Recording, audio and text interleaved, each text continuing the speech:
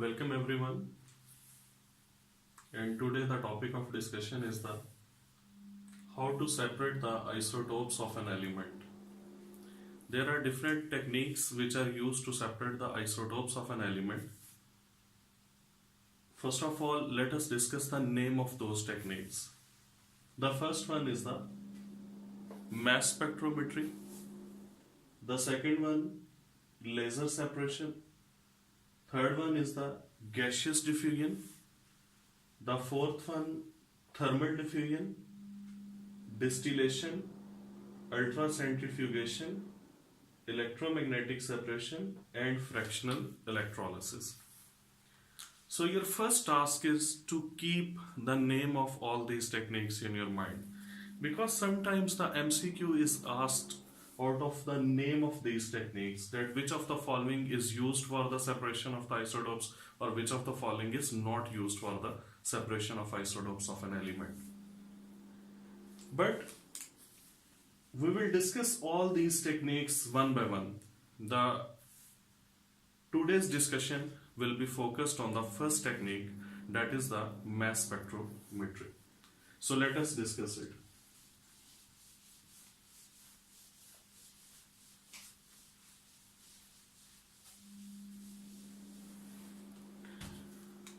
Now, mass spectrometry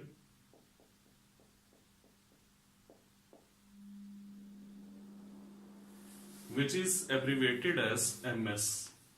This is a technique which is used for separation of the isotopes of an element. And in addition to separation of the isotopes of an element, it also tells us the exact masses of the isotopes of an element. And also it gives us idea about the relative abundance of isotopes. So there are three informations that mass spectrometry can provide us. First of all, it will separate the isotopes of an element. Second, it will tell us the exact masses of isotopes. And the third one, it will tell us the relative abundance of the isotopes. How this mass spectrometry provides information about these three categories, let us discuss it. The instrument which is used in mass spectrometry is basically a mass spectrometer.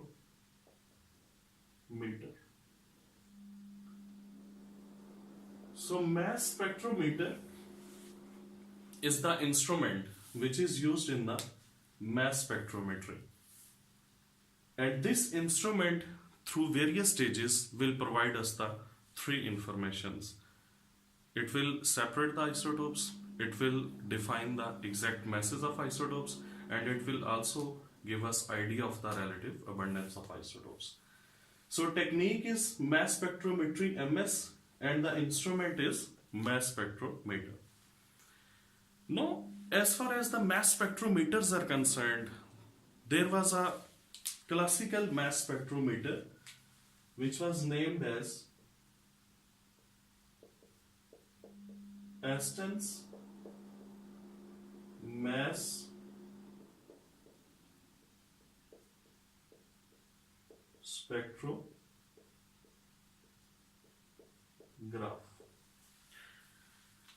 You can see that it is not mass spectrometer, but the term used is mass spectrograph. Aston basically in 1919 devised this instrument to find the exact masses of the isotopes of an element. This is called as mass spectrograph. It is not called as mass spectrometer because the results in Aston mass spectrograph were collected on a photographic plate. So the results were collected on the photographic plate, and because of the use of the photographic plate, it was called as the Aston's mass spectrograph because of the use of that photographic plate. And it used to separate the isotopes of an element on the basis of their mass numbers. Aston mass spectrograph separates the isotopes depending on their mass number. It is a classical type of the mass spectrometers. Now the Aston mass spectrograph works best with the gaseous samples. Although the liquid and solid samples can also be analyzed through it, but it works best with the gaseous samples. After Aston's mass spectrograph, the second important one is the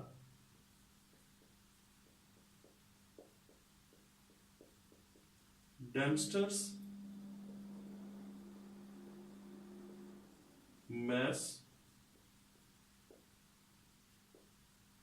spectrometer. Now the term mass spectrograph is not used. With Dempster, we use the Dempster's mass spectrometer because now the results are not collected on the photographic plate, but in case of Dempster's mass spectrometer, the results were collected on the phosphor saccharide. And the term mass spectrography is now mass spectrometry. Actually, first of all, we used to use the term mass spectrography because of the use of the photographic plate. Then this mass spectrography was changed to mass spectroscopy. But whenever we use the term spectroscopy, we must have an idea that spectroscopy deals with the interaction of electromagnetic radiations with the matter. But in case of this technique, there is no use of electromagnetic radiations. So it cannot be called as spectroscopy. Nowadays, neither the term spectrography, neither the term spectroscopy is used, but nowadays the term spectrometry is used. So this was the evolution of this term. First of all, mass spectrography, once upon a time it used to be called as mass spectrography due to collection of the results on the photographic plate, as it is obvious in the case of Aston's mass spectrograph. Then it was used to be called as mass spectroscopy, but spectroscopy is confused with that term in which we deal the interaction of electromagnetic radiations with matter.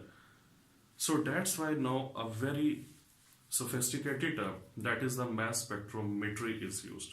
And even in some cases, to eliminate this confusion, we do not write the mass spectroscopy or mass spectrography or mass spectrometry, but only we write the mass spec. Sometimes we just use the term mass spec. Graphy, metry, scopy, it is not used, to eliminate the confusion. So let's move towards the actual discussion. After Aston mass spectrograph, now a modern mass spectrograph is Dempster's mass spectrometer. Dempster's mass spectrometer also causes the separation of isotopes, but on the basis of their mass to charge ratio. And it works best with all the samples, whether they are gaseous, they are liquid, and they are solid. And even it is written in the books that the Dempster's mass spectrometer was especially designed for the substances which were available in the solid state. Now, after Aston's mass spectrograph, an improved form Dempster's mass spectrometer was introduced, and even nowadays the modern spectrometers are much better in their working as compared to the Dempster's mass spectrometer. This was a slight discussion of how many types of spectrometers are there in the history: Aston, Dempster, and modern spectrometers. We will restrict ourselves to the working of the Dempster's mass spectrometer, how the Dempster mass spectrometer works. So keep in mind that this Dempster mass spectrometer, it works in the 5 stages. The working of the Dempster mass spectrometer can be explained in the 5 different stages. And what are those 5 different stages? The first one is vaporization. The second one is ionization. The third one is acceleration. The fourth one is deflection. And the final one is detection. These are the names of those 5 stages in which the Dempster mass spectrometer works. Now let's start from our first stage, that is vaporization. Obviously, if our sample is present in liquid or solid form, it must be converted to vapor form. And how it can be converted to vapor form? Either by using the radiations or by heating the sample.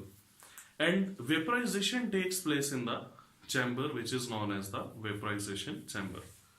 So if our sample is liquid or solid, when we put it into the mass spectrometer, the first thing that mass spectrometer will do, it will convert this sample from liquid or solid phase to the vapor state by heating it or with the help of radiations. And one thing which is very important, that when the vapors are produced, the pressure of these vapors is kept from 10 raised to power minus 6 to 10 raised to power minus 7 torr. The pressure of these vapors is kept very low. And now why the pressure is kept very low? Just in order to have the safe journey of the vapors throughout the mass spectrometer without colliding with each other. If the pressure will be high, then the journey of the vapors throughout the mass spectrometer will be affected because they will keep on colliding with one another. After vaporization, the next stage is ionization. Basically, the vapors are produced because of this second stage. The first stage is the preparatory stage of this second one, ionization. How the ionization takes place? Basically, there is an ionization chamber, something like this. I will show the schematic diagram.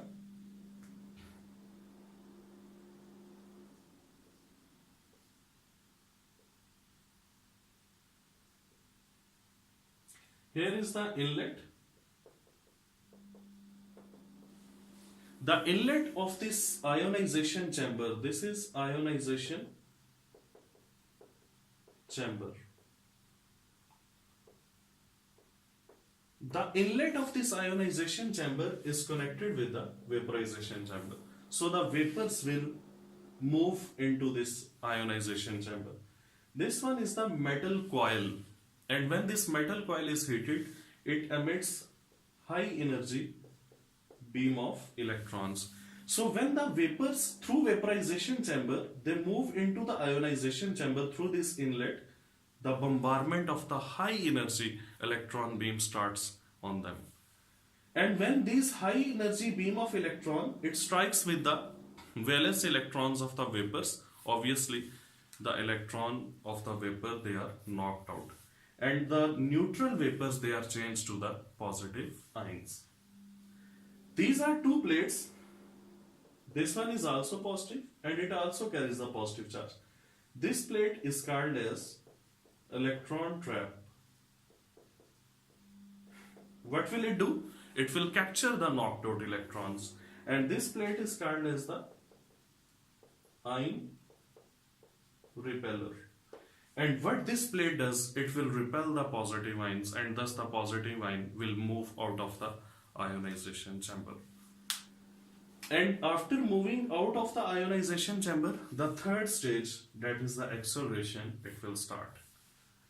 But let me tell you one thing, that during this ionization, in the ionization chamber, the unipositive ions are created, because after removal of the first electron, it becomes very difficult to remove the second electron. So in 99% of the cases, the monopositive or unipositive ions are created. How these electrons are knocked out, let me explain. Suppose this is an atom of vapor and the electron is moving here.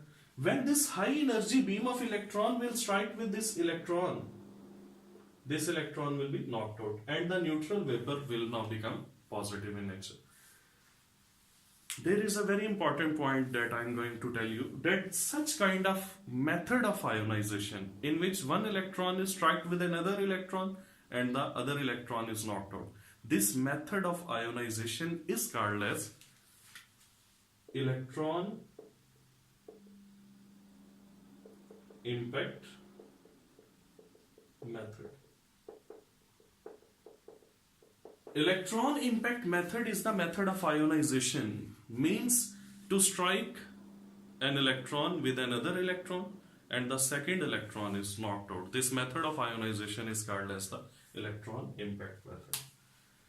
So that was the second stage, which is ionization, in which the monopositive or unipositive ions are created inside a chamber which is called as the ionization chamber, and the schematic diagram of that ionization chamber is in front of you people. Now let's move towards the third stage. The third stage is acceleration. Now what happens in this stage? Basically we apply the electric field. In case of acceleration, we apply the electric field, and the strength of that electric field is shown with the symbol E. While the charge on vapor, it is shown with the symbol small e. So in case of acceleration stage, we apply the electric field. The strength of electric field is shown by the capital letter E, and the charge on that vapor which is being accelerated, it is shown by the small e. What is the function of the acceleration chamber actually, or acceleration stage? The positive ions are attracted and they are accelerated. So all the positive ions having same mass, they will travel at equal speed. They will start traveling at equal speed. And the strength of the electric field is adjusted between 500 to 2000 volts. So the kinetic energy of the positive ion is increased due to the exertion of the electric force. Now, please look at this carefully, that the electric force, the formula of electric force is E into E, and the formula of kinetic energy is half mv square. And when we have applied the electric field, the positive ions are attracted, they are accelerated, all positive ions having equal mass, they will gain equal kinetic energy. So the kinetic energy of the positive ions is increased due to this electric force. And I can write down a relation that E is equal to half mv square, because the kinetic energy is due to the electric force now. After acceleration chamber, now what will happen? First of all, the sample is vaporized, then the sample is ionized with the help of high energy beam of electrons, then the positive ions are accelerated, and the ions having equal mass, they will get equal speed. Now the next stage is the deflection. Deflection is the most important stage of the mass spectrometry.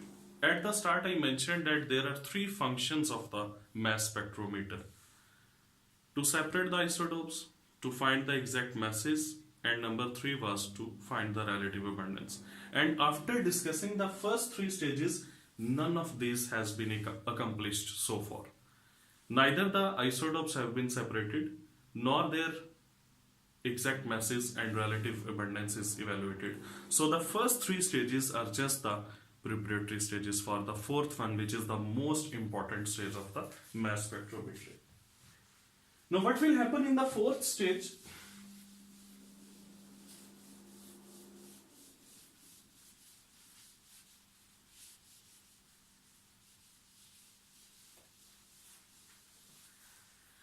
In the fourth stage of the deflection, we will apply the magnetic field.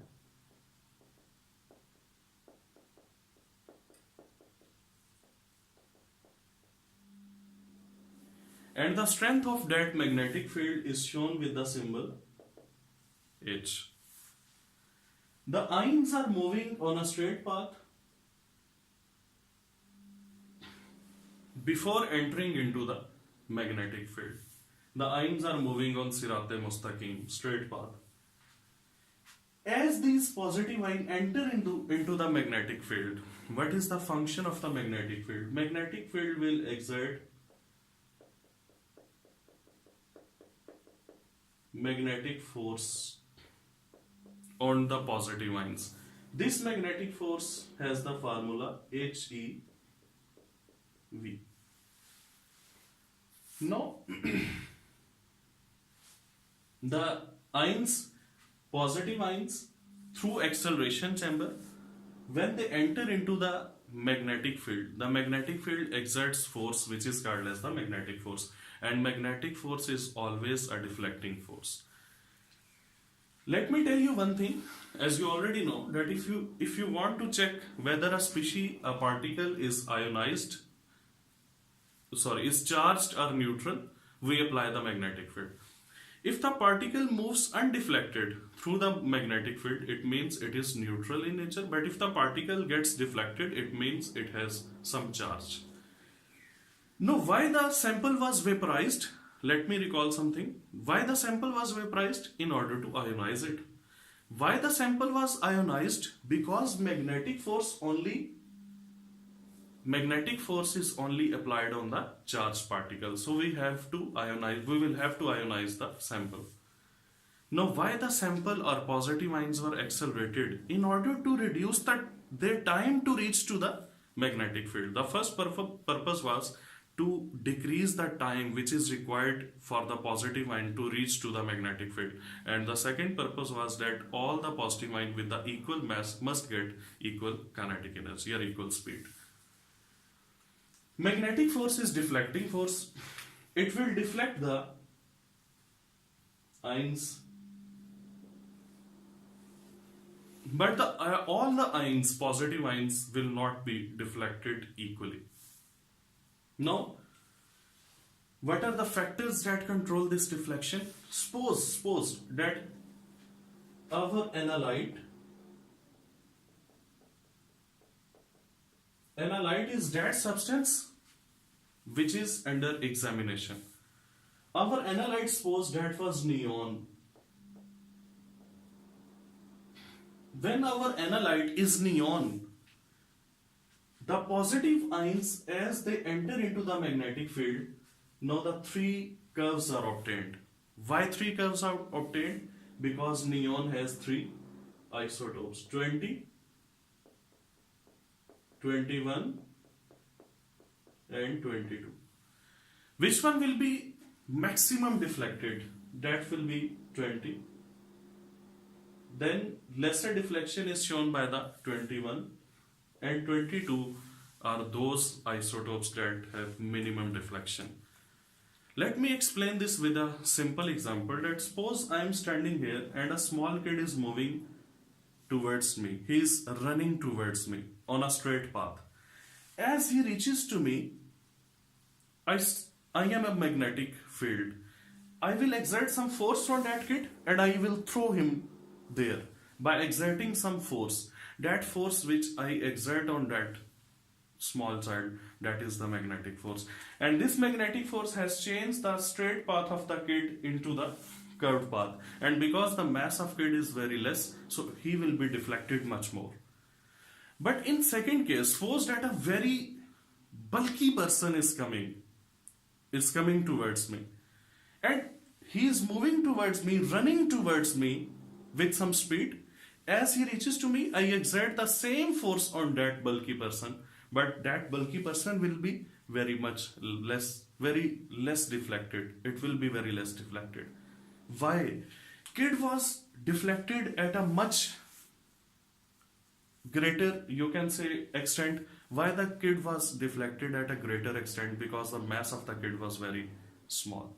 But why that bulky person will not be much deflected? Because of its greater mass. It means the first controlling factor of the deflection is the mass. So I can write down that deflection is inversely proportional to mass.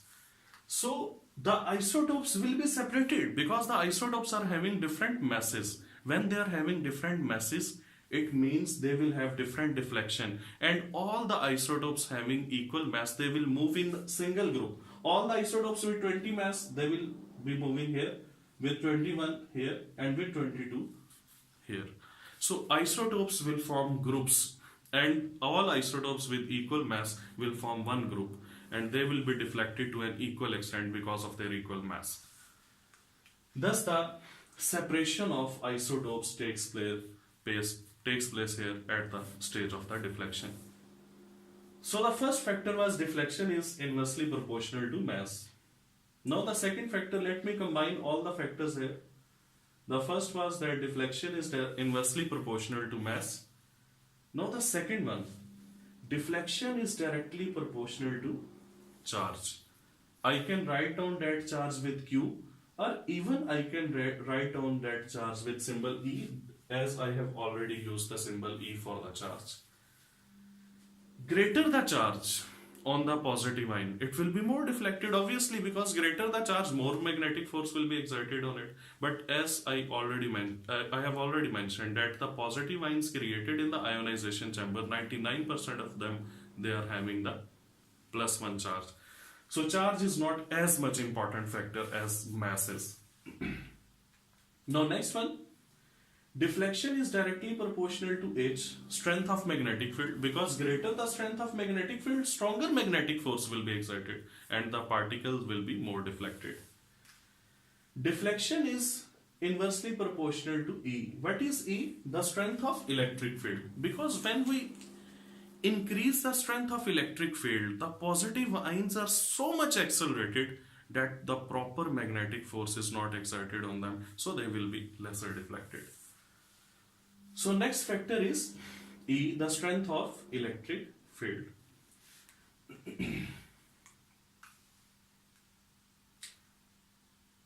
That were some different factors that control the deflection of the positive ions or isotopes. Now you can see there is another factor which is quite important and I will like to mention here, that deflection is inversely proportional to R. What is R? Basically R is the radius of curvature. Radius of curvature means if this one is a curve, if it is completed like this in form of a circle, then that will be having, this circle will be having some radius. That radius is called as the radius of curvature. You can see that the isotope which is lesser deflected, it will be having much large circle and its radius of curvature will also be large. But the isotope that is having very high deflection, it is having a small circle and its radius of curvature will also be small. So deflection is also inversely related to the radius of curvature.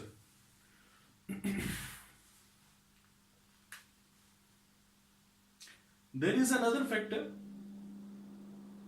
that is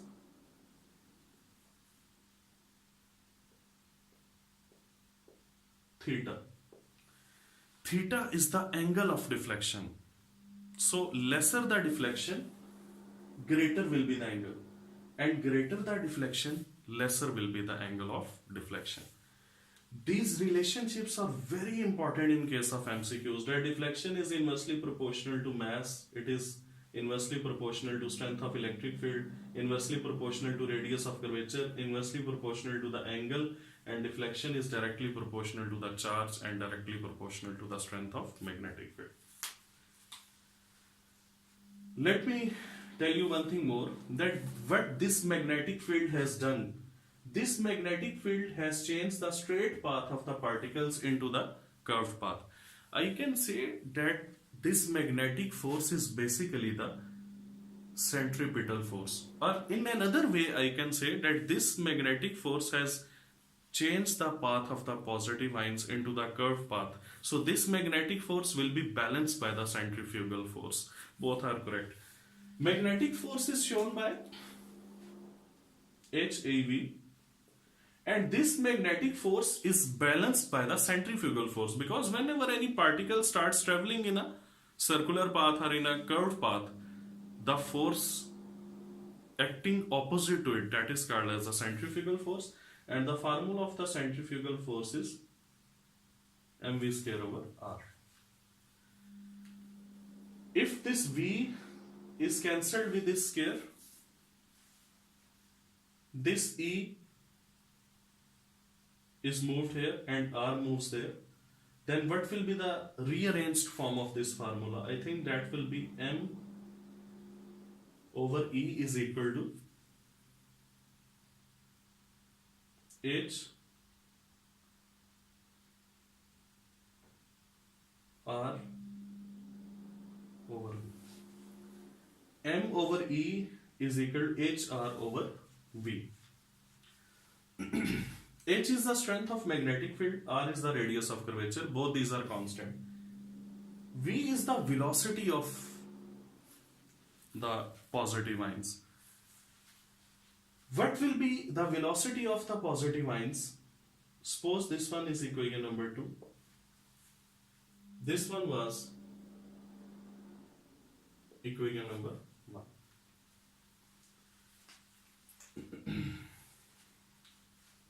Now what will be the velocity?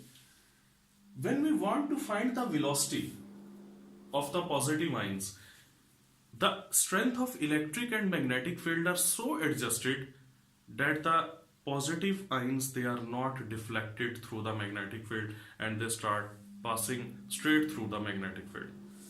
In that case, the strength of electric force, that will be equal to the strength of magnetic force.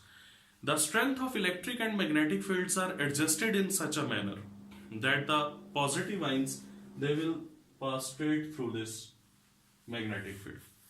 In that case, electric force will be equal to magnetic force. Why we have done all this? In order to evaluate the value of velocity. E will be cancelled with E, so V will be equal to E over H. Now put this value of V here. M over E is equal to HR divided by E over H. I think so that will become equal to H square R over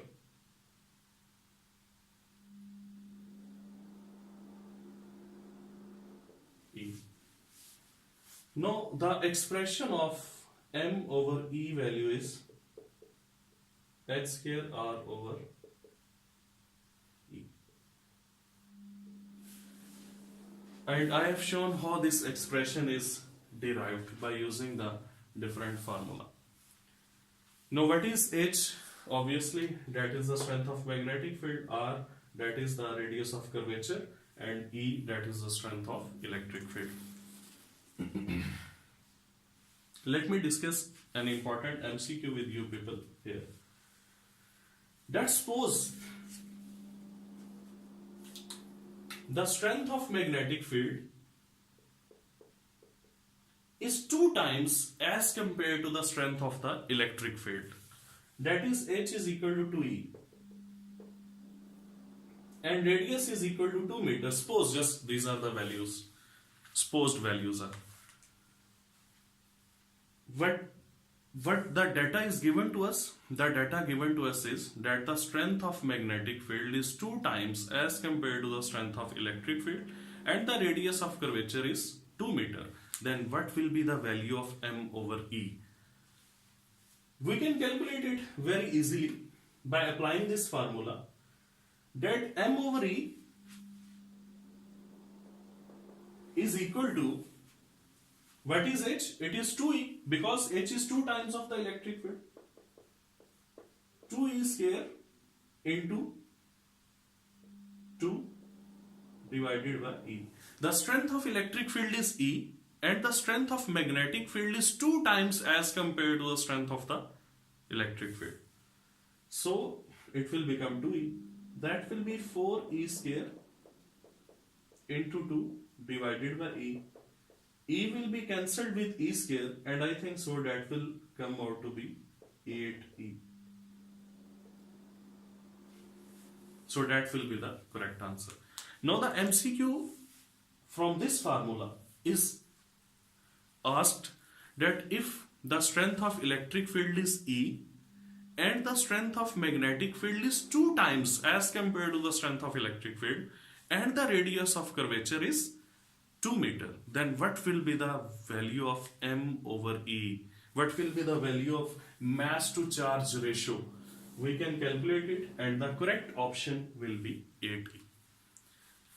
Similarly, there are some other MCQs that can be asked from this relationship. However, let's move towards our main discussion. That was the stages: vaporization, ionization, acceleration. Now the isotopes are deflected and during this deflection stage, they are separated from each other because they start moving in form of groups and each group is deflected to a certain extent. Now what will be the last stage? Now these deflected isotopes, they will fall on electrometer and a current will be produced and the strength of that current will show the relative abundance of the isotopes. Suppose that the isotopes of the mass 20, when they fall on the electrometer, maximum current is produced. But when 21 isotopes having mass 21 fall on the electrometer, very minute current is produced. What is meant by this? It simply means that the isotopes of the mass 20 are having the maximum abundance and isotopes with the mass 21 are having the minimum abundance. In this way, isotopes are separated and the relative abundance of isotope is calculated from the strength of the current that was produced by the electrometer. But there is still one thing, that isotopes are separated, their relative abundance is calculated. How we will calculate their exact masses? Basically, the electrometer produces current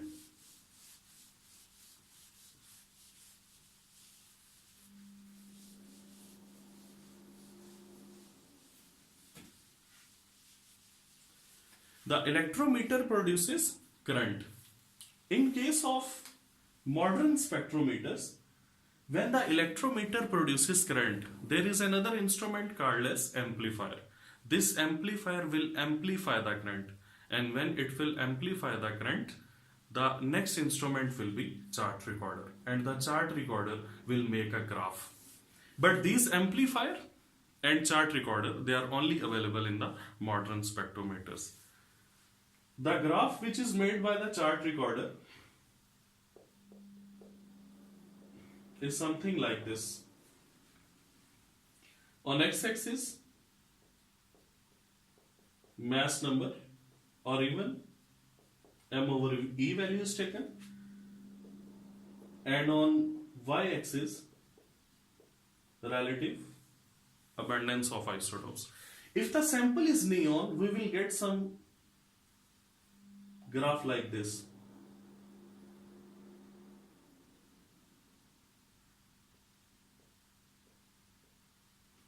There will be 3 peaks: 20, 21, 22. First of all, let me tell you that this graph is called as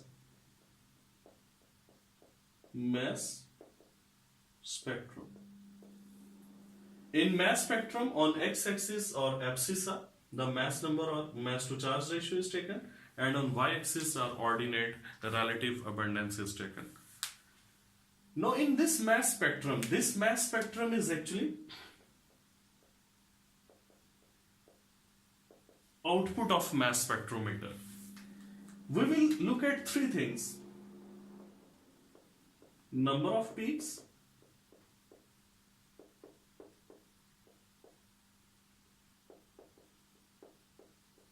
height of peaks,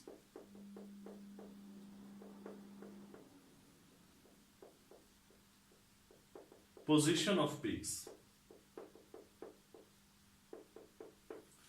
Number of peaks, they will show the number of isotopes. Because neon has 3 isotopes, so 3 peaks will be formed. This graph is made by the chart recorder. Height of peaks, they show the relative abundance, and position of peaks, they show the exact masses of the isotopes. Now, in case of neon, the isotope having mass 20 has abundance 90.92%, with 21 0.257%, and with 22 8.82%. In this way, the isotopes are separated. They are recorded in the form of their peaks, and the number of peaks that show the number of isotopes. In order to make this concept clear, let me tell you one thing, that the 4 elements, fluorine, iodine, arsenic and gold, they are monoisotopic. So whenever their mass spectrum is made, we will get only 1 peak in them. If there is a sample of carbon, it will be having 3 peaks. Sulfur, it will be having 4 peaks because there are 4 isotopes in it. And in case of silver, there will be 16 peaks because it has 16 isotopes. So the number of peaks, that will show the number of isotopes. The height of peaks, that will show the relative abundance, and position of peaks, they will show the exact masses of the isotopes. Let me tell you one thing, that how the questions are asked from this graph. Suppose it is a mass spectrum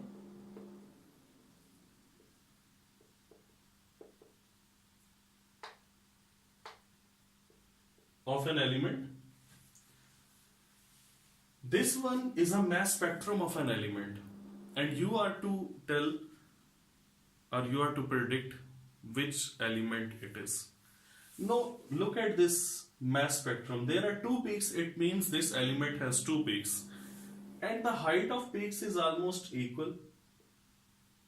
It means this element is having 2 isotopes and their relative abundance is also equal, mean 50% each, 50% each. Now what type of element, or what element it is? Basically that is bromine. Bromine has 2 isotopes with a mass of 79 and 81, and the abundance of the 2 isotopes is equal. Similarly, if graph is drawn like this, there is only a single peak. So what kind of element it can be? It can be any monoisotopic element. In this way, the mass spectrum is also used to predict or tell what kind of element or what element it might be. So this was the output of the mass spectrum. This diagram is basically a schematic diagram of the working of mass spectrometer, which is basically a summary. Now let me summarize my lecture. That first of all, a sample was taken. If the sample is in gaseous state, there is no need to vaporize it. But if the sample is in liquid or solid state, it will be vaporized. This gaseous sample will move in this chamber. This is electron gun, that heated coil. Electron gun will start bombardment of the high energy beam of electrons on the gaseous atoms, and the electron from the valence shell of the gaseous atom, that will be knocked out, and the gaseous atom will be converted into unipositive ions.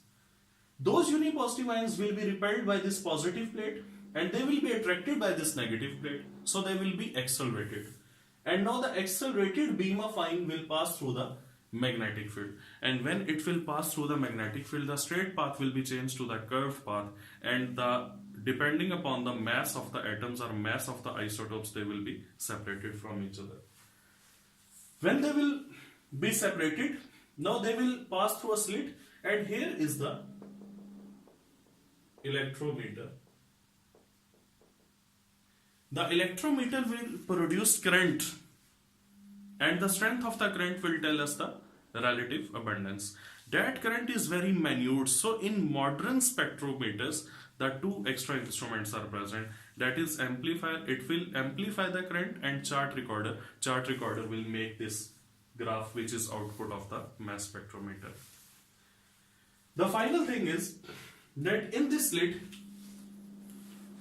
suppose the sample is of neon, it is having isotopes 20, 21, 22. But at one time, only one type of isotopes fall on the electrometer. Suppose the isotopes with the mass 21, they fall on the electrometer. But other ions 20 and 22, they will not fall on the electrometer, but they are moved out of the apparatus by using some suction devices or vacuum devices. The isotope with the mass 21 falls on electrometer will produce current, and the relative abundance of 21 will be noted. But how the 20 isotopes with the mass 20 and 22 are made to fall on the electrometer? How they are made to fall? They are made to fall by adjusting the strength of magnetic field. The isotope with mass 20, they are not falling on this electrometer. Why? Because they are deflected more. So in order to make them fall on the electrometer, their deflection, we will have to decrease their deflection. And in order to decrease their deflection, the strength of magnetic field will also be decreased, because deflection is directly related to the strength of magnetic field. I have already mentioned it. Why the isotopes with mass 22 are not falling on electrometer? Because they were less deflected due to their high mass. So in order to make them fall on the electrometer, we will increase the strength of magnetic field. And in this way, the isotopes with the mass 20 and 22, they will also fall on the electrometer, but one by one, and their relative abundance will be noted down. This was the summary of the today's lecture. Whenever you study some book or you read some book, there is written that first of all, this same experiment, vaporization, ionization, acceleration, deflection, detection, the same experiment is first of all performed with carbon-12. After performing this with carbon-12, then the sample is introduced and it is analyzed. Why this carbon-12 is used? It is a very important concept, that what is the function of this carbon-12 basically. The function of carbon-12 is to calibrate the scale, to make a scale. As I have written carbon-12, it means we will take the sample of carbon-12, so it will be having only one isotope of the carbon with a mass number of 12. What will happen? On x-axis, when we use the carbon-12 is in solid form, it will be vaporized, then it will be ionized, then it will be accelerated, then it will be deflected, and after deflection, there will be only a single curve in deflection, because this sample is of pure carbon-12. No other isotope is present.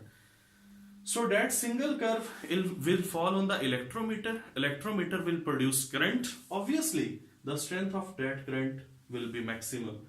Now, the scale is calibrated that on x-axis, 12, this one is the position of 12, and on y-axis, this is 100. And in case of carbon-12, there will be a single peak like this. Now the scale is calibrated that on x-axis we have a relative position of 12 and on y-axis there is 100. After performing this experiment with carbon-12, now the neon sample will be introduced, and when neon sample will be introduced, it will be having 3 peaks. And the position of these 3 peaks will be seen in reference to this 12. That will be 20, 21, 22. But 20, 21 and 22 are in comparison with 12. And here is the 100%. It is below this 100. We will calculate how many digits it is below this 100. And we will come out to be 90.92%. So basically, before introducing some sample into the mass spectrometer, what we will do, we will first perform this experiment with carbon-12 in order to calibrate the scale. And once the scale is calibrated, Once the scale is calibrated, now we will put our actual sample that is under examination. And when the scale will be calibrated in mass spectrum, this graph, then easily from the position of peaks we can find the exact masses, and from the height of peaks, but with reference to carbon 12 the position and height is same, we can find the relative abundance. That was all about the mass spectrometry. This was the revision of the mass spectrometry actually. The mass spectrometry is a very, very, very important technique and has wide range applications, but here we have restricted ourselves to one application of mass spectrometry only, that was the separation of isotope to find their relative abundance and their exact masses. Now these three isotopes of the neon, their exact masses is found and their relative abundance is found. We will make use of these values 20 90.92, 21 0.257 and 22 8.82%. Why these three values? And these three values are important to us, and what will be the use of these values, it will be discussed in the next lecture. Till then, Allah Hafiz.